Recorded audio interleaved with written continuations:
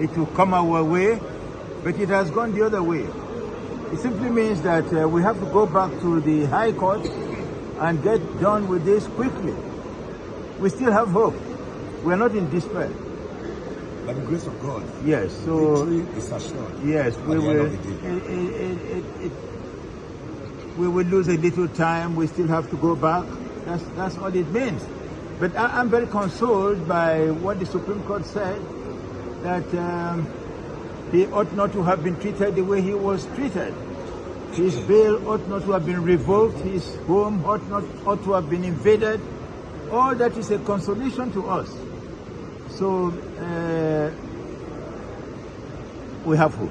Thank you very much. Thank you, sir. You are an accused person, once you are a defendant, and no matter what excuse you want to bring to hide under the law to say that you should not be tried, the Supreme Court have expressly, unequivocally stated clearly that we don't have the legislation that will vitiate the court from trying a defendant that has committed a crime. You must be tried for every offense you have committed. Exactly, sir. But does this not embolden the security agencies? Because now the court has said that, irrespective of the fact that he was extraordinarily renditioned, that does not subject the trial to be in legality. Does it mean that the security agencies will, moving forward, can do what they like and believe that civil procedures can be filed against them? No, I think that's not the point that the court made. You saw that the court came very heavy on the security agencies, where they have in any way, impaired on the rights, the fundamental rights of the defendant. However, our laws have made very clear provision for remedy where there's such infraction on the rights of the defendant.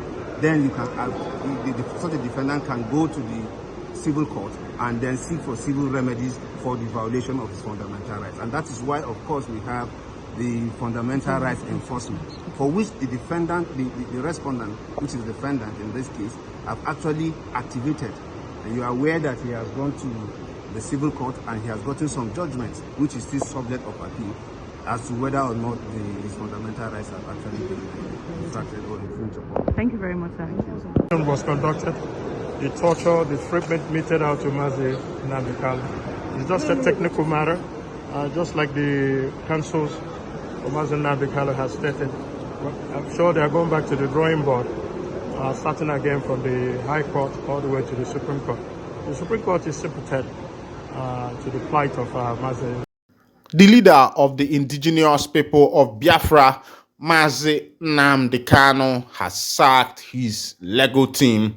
Good morning, good afternoon, good evening. Welcome back to this wonderful channel where we'll bring you back-to-back update and information as it is hot. In case it's your first time of joining us on this wonderful channel, kindly go ahead and subscribe, like, comment, share, and also remember to on your notification button so that whenever our news drop, you will be the first to take it. Before I will bring you the full detail of that information on what is involved and why the leader of the indigenous people of Biafra, Nnamdi Kanu, sacked his Lego team. Custom has set to open e-auction portal on Monday, January 15th. Nigerian Customs set to open their e-auction portal. The Nigeria Customs Service is set to open its electronic auction portal, e-auction, for the general public participation on Monday, 15th January 2024. In a calculated information cited by Daily Trend, the custom has, however, restricted its officers from the auction. According to the customs, owners of seized items are also ineligible to participate. How to participate? Ensure you possess a valid tax identification number obtained from FIRS and an active email. Also ensure that the TIN is validated on tax promise. Number 2, sign up at https://auction nigeriatradehub.government.ng. I want to also advise you, in case you want to go for this auction that the custom is doing, please, if the HPPTS starts without this auction.nigeriatrade.hub.government.ng. Don't go to it, don't click. It is a fake site, because now very soon many other people, you need to be educated. First of all, if you see HTTPS, know that it's a secured host. If it does not have that S, it's unsecured. And if it did not start with the first thing they are telling you about, just go and make sure it stops with .government.ng. Number 3 requirement is a pay non-refundable administrative fee of 1,000 naira via the platform's channel. Each bid attracts a participation fee of 1,000 naira. The binding details: bid for maximum of 2 items, which are limited bids on these items. Items are auctioned as it is, and requested for replacement or refund won't be entertained. Number 7, portal opens Monday, 15th January 2024. Auction dwell time is 6 hours every Tuesday, 12 noon to 6 p.m. Also, payment of items 1 is to be made within 3 days and 7 days to remove the item from designated terminals after payment. Overtime cargo incurs an additional 50% charge of winning bid, 25% to shipping company, and 25% to terminal operators. Winners claiming item must provide necessary documentation and identification. Terms and conditions. Number 10, Nigeria Custom Officer and owners of seized items are ineligible to participate. Winning bid must be validated at the custom area controller's officers. Prompt payment, 7.5% VAT and refundable container deposit, if applicable, are mandatory. Further guidelines. Number 13, allottee transfer and sales carry buyer's risk. No replacement or refunds for paid charges. Interested participants must carefully consider and abide by terms of this e-auction. Number 15, seize the opportunity within the stipulated timelines and guidelines. For inquiries, visit the website of custom at... I've told you that before. Meanwhile, let's go down to the main headline that brought us here. The IPOB leader Mazi Nnamdi Kanu sacks legal team. Barely a month after he lost his bid to be freed from continued detention, the leader of the indigenous people of Biafra, Mazi Nnamdi Kanu, has sacked his legal team. A highly placed judicial source confirmed to Vanguard that the change of legal team was formally communicated to the legal team led by a senior advocate of Nigeria and a vocal legal luminary in Nigeria. It is true that shortly after the Supreme Court ruling Nnamdi Ejimako and Nnamdi Ifeanyi Ejiofor met with a leader, and he asked them to formally write the termination of the legal contract and give it to the lead counsel. They have already done that, and the senior advocate of Nigeria has received the letter terminating the contract, the source said on Thursday. In place of the former legal team leader, Nnamdi Kanu has approached another legal luminary from Cross River State to be holding briefs for him. They met recently and had some discussion on how best to handle his legal matters going forward, but it is not clear if the former chief legal officer for Nigeria will agree to take up the brief, the source said. It was gathered that the detained IPOB leader disbanded his legal team on the notion that the team did not do enough to quash his case and free him from continuous incarceration. He is said to have lost faith in the legal team, which has also not been able to make a strong case to at least transfer him from the Department of the State Service Cell to the Kuje Correctional Service, where he would have more freedom to relate with his friends and relatives.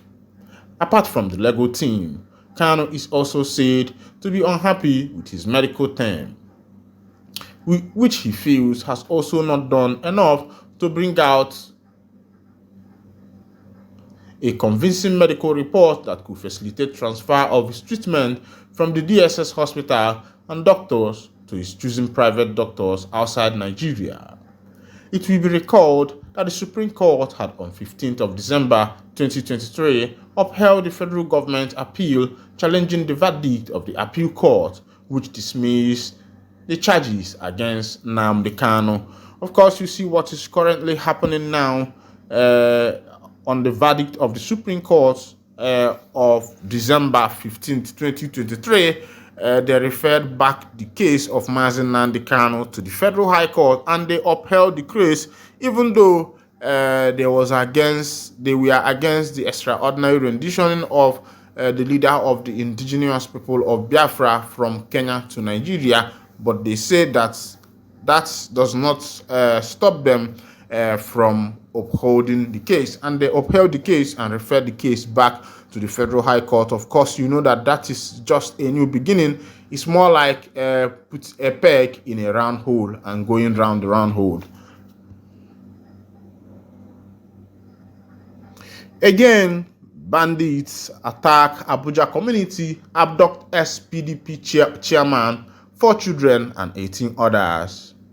At least 23 persons have been abducted in a fresh attack on Abuja community by rampaging bandits.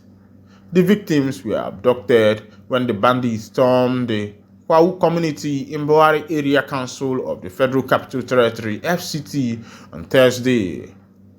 The councillor representing the area, Alumni Zakari, confirmed the incident to newsmen. According to him, the gunmen invaded the community from the Kujeri forest in Kaduna State and divided themselves into groups. He said some went into the palace of the district head, Alhaji Abdurrahman Danjuma Ali, where they abducted his son, Lukman, and his wife, who he married 2 weeks ago. Others attacked the compound of the Alhaji Al-Hassan Sadi Kawu, the Marafa of Kawu and former PDP chairman of Kawu Ward, he said. He disclosed that the bandits abducted the former PDP chairman along with his 4 children, adding that the bandits thereafter went into the compound of Sakin Power and Kawu, Gambo Power, and abducted him alongside his 2 wives and children. The FCT Police Command spokeswoman SP Josephine Ade confirmed the incident. Many communities in the FCT have come under invasion by armed, non-state actors in recent weeks, with many residents abducted during the attacks. Many residents, especially those living in the satellite town and outskirts of the city, are now consumed by trepidation as they are mostly vulnerable to these attacks and criminal activities. This is currently happening in Abuja, and if this could be happening in the Federal Capital Territory, I wonder what is going to be the fate of other places. And I think that the government should move fast in order to be able to curb some of these things that are happening, see how best they can provide security for the people. And if you look at what is happening, look at the steps the people took, this looks like more like a political war, because why should it be chairman of this, chairman of that, and the family of this? Looking at something like that looks like something that is very, very political if you look at it from my own dimension. But as na ndị bansi na onwere kusi nwere nno uche ọnya dị anjo. Meanwhile, this is where I'll be winding down the curtain, and if this is your first time of joining us on this wonderful channel, kindly go ahead and subscribe, like, comment, share, and also remember to on your notification button so that whenever our news drop, you'll be the first to collect it. Thank you for listening. God bless you.